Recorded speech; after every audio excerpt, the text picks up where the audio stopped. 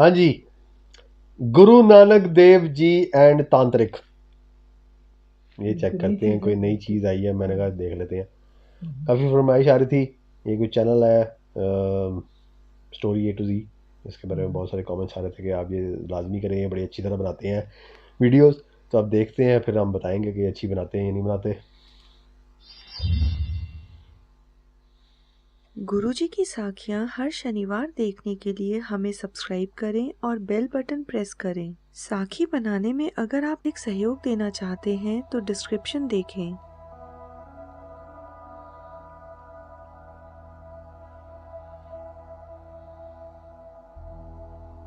असम और बंगाल की यात्रा के पश्चात श्री गुरु नानक देव जी उड़ीसा में लगभग 1506 ईस्वी में पहुंचे।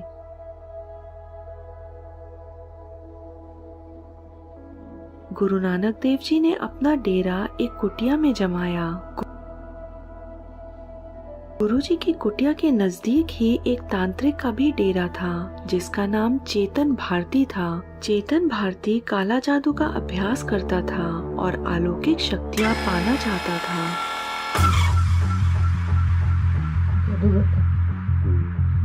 गुरुजी के स्वरूप से वहाँ के लोग बहुत प्रभावित हुए और उनके पास गुरुबानी सुनने के लिए आने लगे।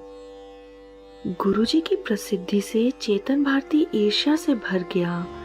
उसने अपनी तंत्र विद्या से गुरुजी को नुकसान पहुंचाने की कोशिश की।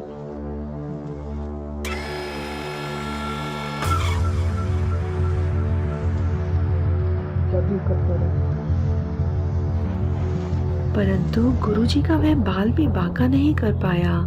अंत में वह गुरुजी को मारने की इच्छा लेकर वहां पहुंचा जहां वे कुर्बानी देते थे।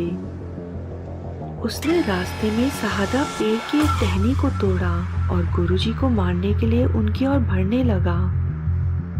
गुरुजी का ध्यान भंग हो गया और उन्होंने अपनी आंखें खोली।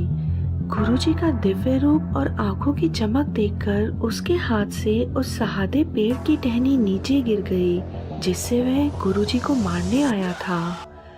अब चेतन भारती समझ चुका था कि जिन्हें वो मारना चाहता है वो तो लोगों को ताड़ने के लिए आए हैं, भटके हुए लोगों को सही मार्ग दिखाने आए हैं। उसने क्षमा मांगकर गुरुजी के चरण पकड़ लिए। चेतन भारती पर गुरुजी की कृपा दृष्टि पड़ी और वह काला जादू छोड़कर गुरुजी का सिख बन गया।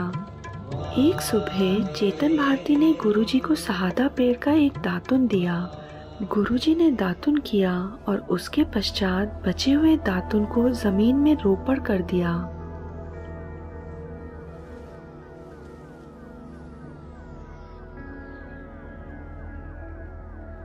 वक्त गुजरा और जहाँ गुरुजी ने दातुन रोपण किया था वहाँ गुरुजी की कृपा से एक विशाल पेड़ उग गया। गुरुजी के जाने के पश्चात संगत उस वृक्ष का दर्शन करने आती थी।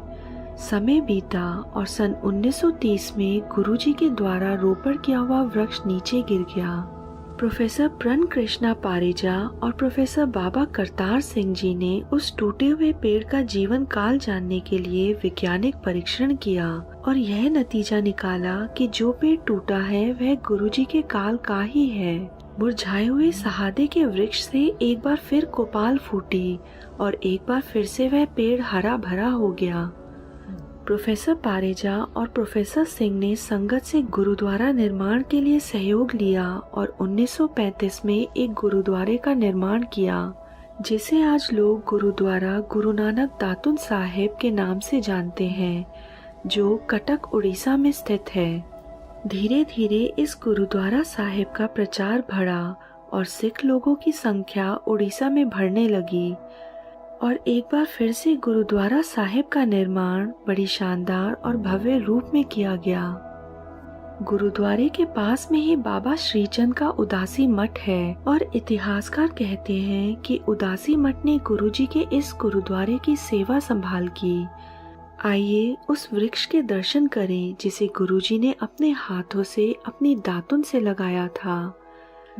सभी से निवेदन है कि जब भी आप उड़ीसा जाएं,